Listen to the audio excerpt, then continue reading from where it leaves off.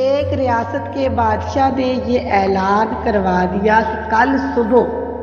جب میرے محل کا مرکزی دروازہ کھولا جائے گا تب جس شخص نے بھی محل میں جس چیز کو ہاتھ لگا دیا وہ چیز اسی کی ہو جائے گی۔ اس اعلان کو سن کر سب لوگ آپس میں بات چیت کرنے لگے کہ میں تو سب قیمتی چیز کو ہاتھ لگاؤں گا۔ کچھ لوگ کہنے لگے میں تو سونے کو ہاتھ لگاؤں گا، کچھ لوگ چاندی کو تو کچھ لوگ قیمتی زیورات کو، کچھ لوگ گھوڑوں کو تو کچھ لوگ ہاتھی، کچھ لوگ دودھ دینے والی گائے کو ہاتھ لگانے کی بات کر رہے تھے۔ جب صبح محل کا مرکزی دروازہ کھلا اور سب لوگ اپنی اپنی من پسند چیزوں کے لیے دوڑے،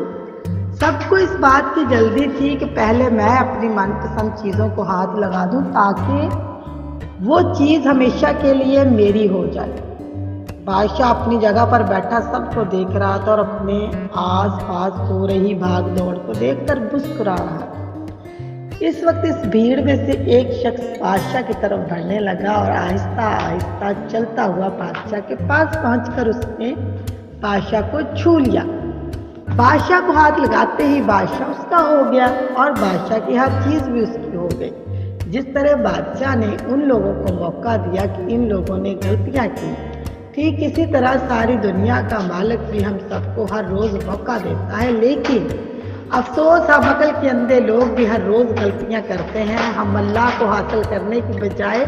اللہ کی بنائی ہوئی دنیا کی چیزوں کی آرزو کرتے ہیں، لیکن کبھی